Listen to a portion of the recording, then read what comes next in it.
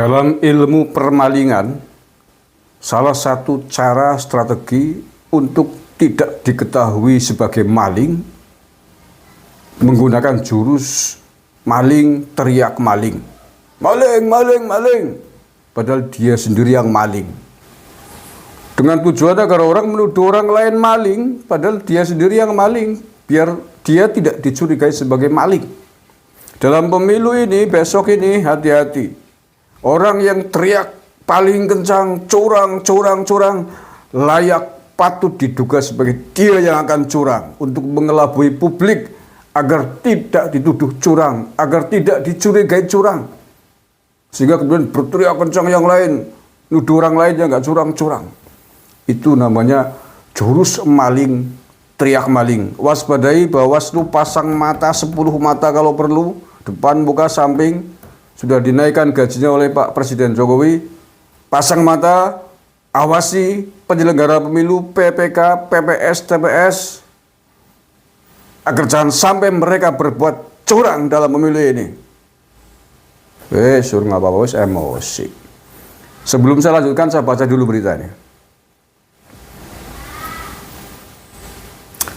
Bawaslu Wonogiri sebut ex-ketua PPK dapat 136 juta rupiah dan kaos capres dari relawan.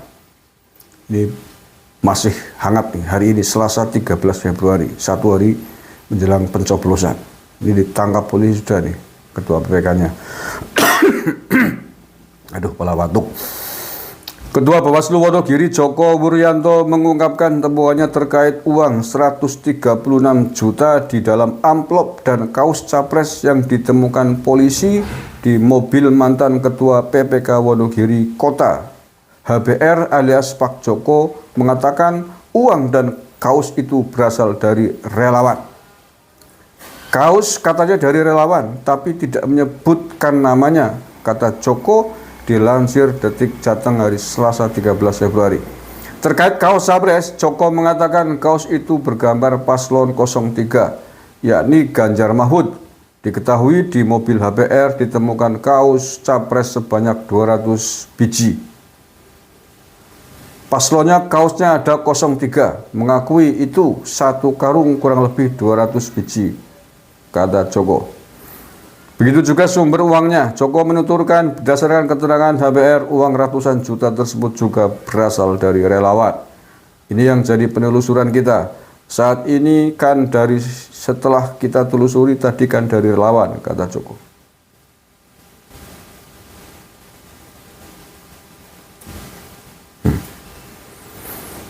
Brengsek ini penyelenggara pemilu. Anda dibayar gaji negara kok malah macam-macam.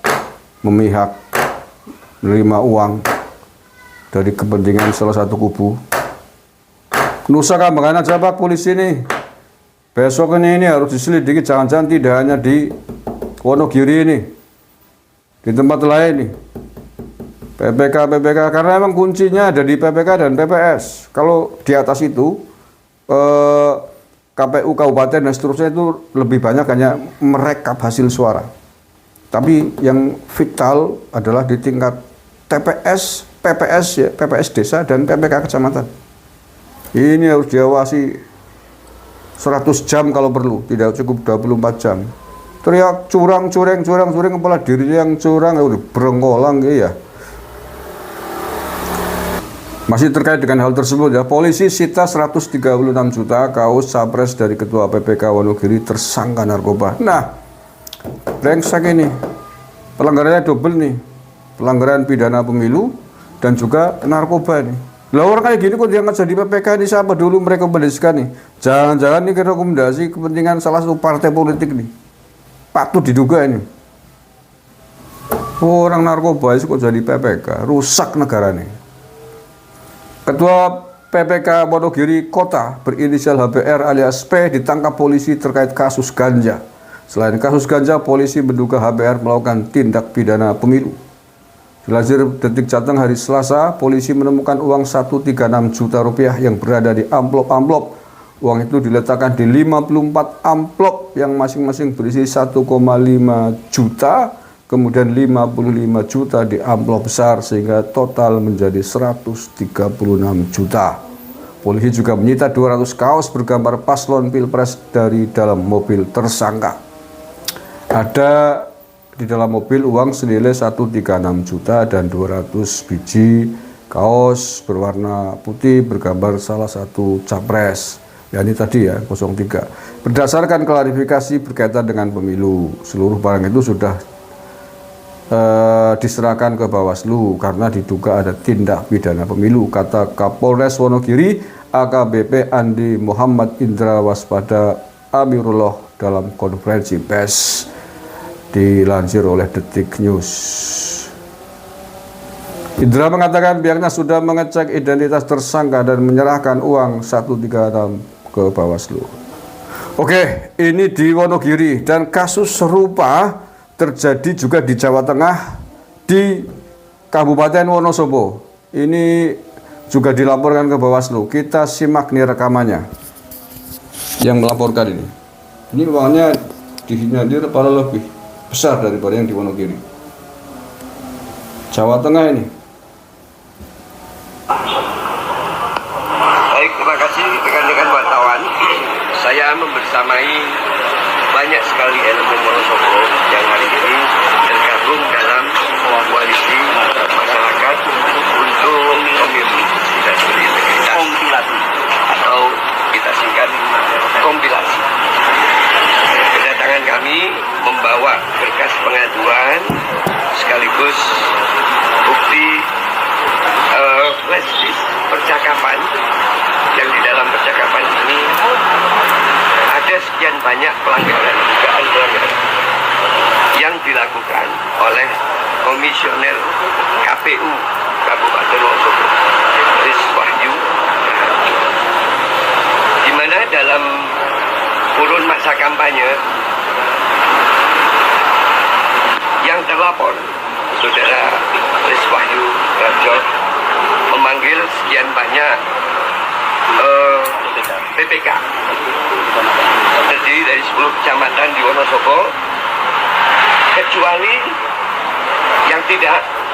Kita punya 15 kecamatan, 10 terpanggil, yang tidak Kecamatan Mojo Tengah tidak, Kecamatan Wonosobo tidak, Kecamatan Kertek tidak, Kecamatan Kalikajar tidak, dan Kecamatan Kepil tidak. 10 kecamatan yang lain itu terpanggil. Di dalam pertemuan yang terjadi di Hotel Kabin Wonosobo itu telah diserahkan sejumlah uang untuk sejumlah desa, ya, kalau tidak keliru 10 kecamatan PPK dan PPS 122 PPL. Ada informasi yang harus kami cross check bahwa beberapa kecamatan yang terlihat hari ini itu Kecamatan Watu Malang itu telah dilakukan sebar uang. Untuk apa uang itu? Untuk membantu, jadi petugas TPS di tingkat desa dan PPK membantu pemenangan paslon presiden wakil presiden nomor urut 03 lagi. Ini sesuatu yang sangat berlawanan dengan hati nurani dan sangat berlawanan dengan etik moral yang sedang digalakkan oleh semua kekuatan yang ada di Indonesia, di mana terduga atau terlapor Saudara Riswahyu Raharjo, Komisioner KPU Wonosobo, dengan sejumlah PPK dan PPS melakukan tindakan abnormalisasi demokrasi. Ini sesuatu yang tidak bisa didiamkan, karena dalam rekaman yang sudah kami dengarkan berkali-kali, selain untuk pemenangan 03, ternyata model yang sama dilakukan hampir di seluruh Jawa Tengah. Hampir di seluruh Jawa Tengah. Ini ngeri nih. Ini Bawaslu dan Polda Jawa Tengah harus betul-betul turun tangan ini. Ini modusnya sama, uang diberikan kepada komisioner KPU, bahkan di Wonosobo ini langsung KPU kabupatennya. Kalau di Wonogiri ini baru yang ketangkep KPU di tingkat kecamatan atau PPK, dan alhamdulillah sudah ditangkap, pasti akan diselidiki penyidikan, usut juga potensi dugaan keterlibatan KPU di atasnya. Ini di Wonosobo sudah tadi dugaannya KPU, komisioner KPU kabupaten yang dilaporkan, dan